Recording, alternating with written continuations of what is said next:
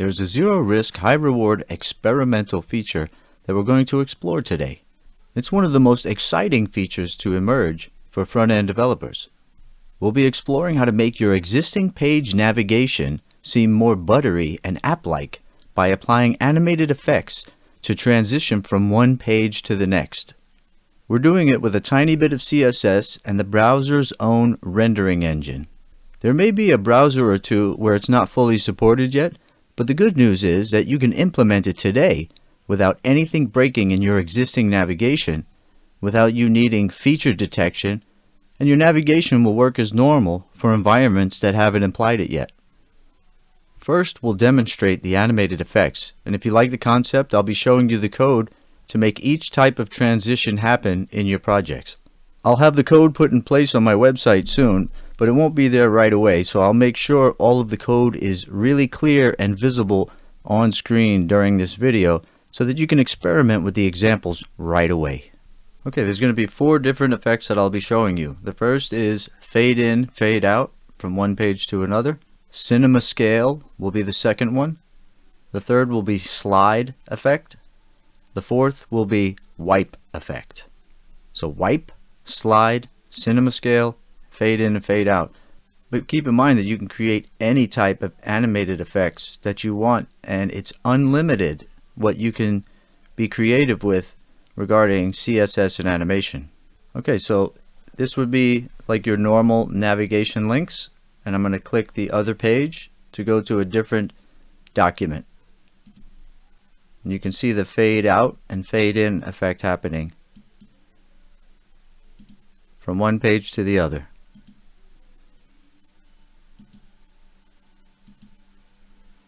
Okay, now the cinema scale effect. From one page to the other, you can see how that differs from the fade in and fade out. Now for the slide effect.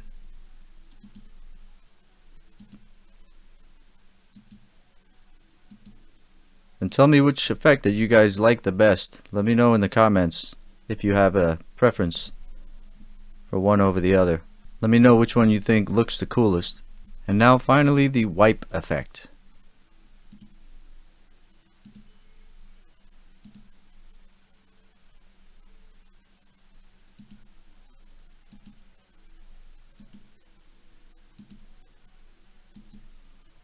Now before I show you the code for each of those, let's read what this says real quick.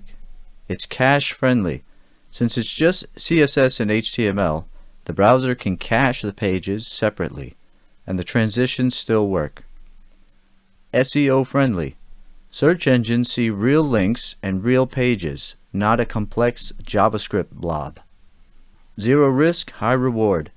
Set it up without worrying about detection or fallback strategies. Lightweight and fast.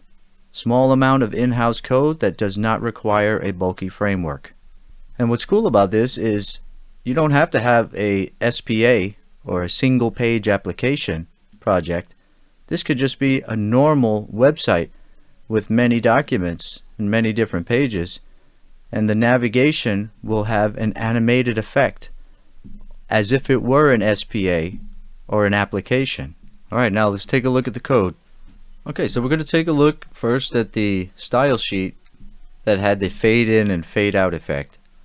Now you can see in the top here, these first 3 lines, those you don't even have to consider, and you can have a ton of CSS in your existing style sheets.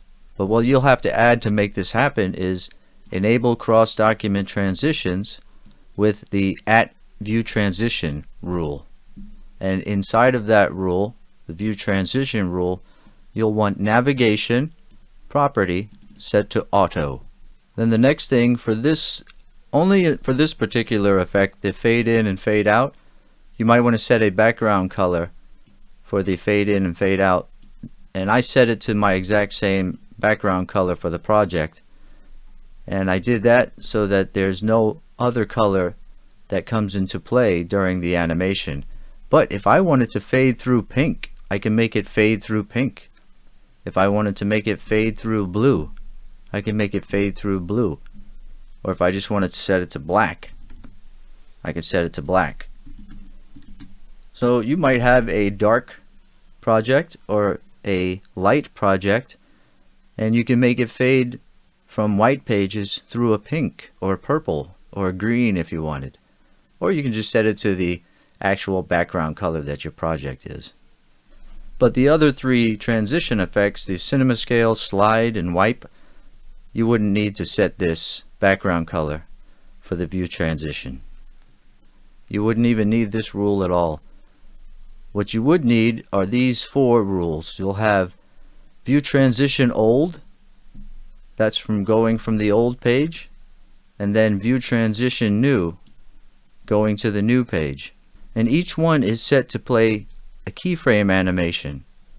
And here's the keyframe animations for that. Fade out and fade in. It's very simple. We're just going from opacity full to opacity none. So opacity 1 to opacity 0. Then for fade in, we're going from opacity 1 to opacity 0 to opacity 1. A very simple concept. So when I show you the other three effects, you'll have this rule to enable cross-document transitions, and then you'll have these four. The other three do not have this setting the background color. Alright, now here's the style sheet that has the cinema scale effect going on. Now, just like the other one, you just disregard all that stuff on top, and the important part is the @view transition rule with navigation set to auto. Then we have the four rules for old, new, and then the two keyframe animations. So this has a similar thing where it adjusts the opacity, but in this one we also use the transform scaling function. That's what gives it that cool cinema scale effect. And you can adjust the animation timing speed for these. I have it set to ½ a second. The fade in, fade out has a 0.3 seconds. So you can set the animation speed to anything you want using this setting right here.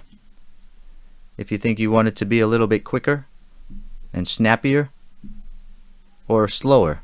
Now for the slide effect, it's a very similar thing. You just disregard all that.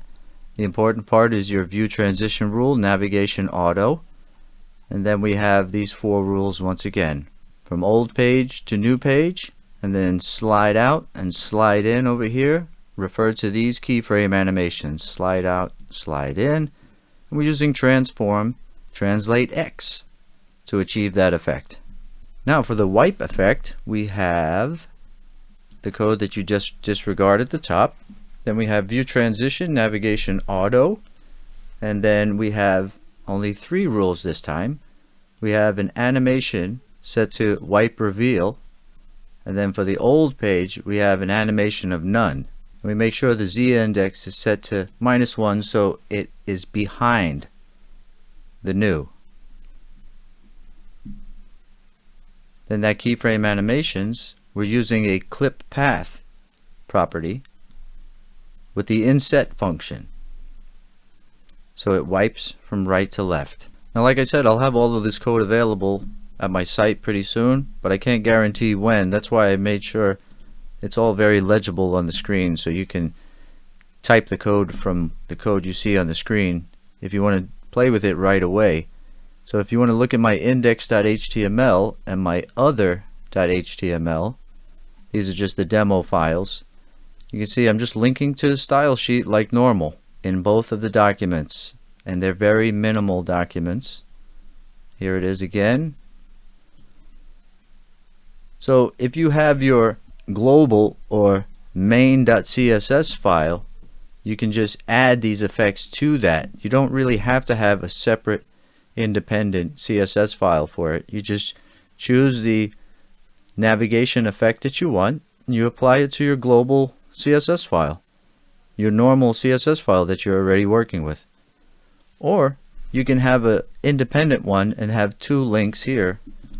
So you can have your global, say this was my global CSS for the project, then I can have my navigation effects in a separate one called wipe.css or fade.css or cinema.css, or slide.css, whichever effect you choose.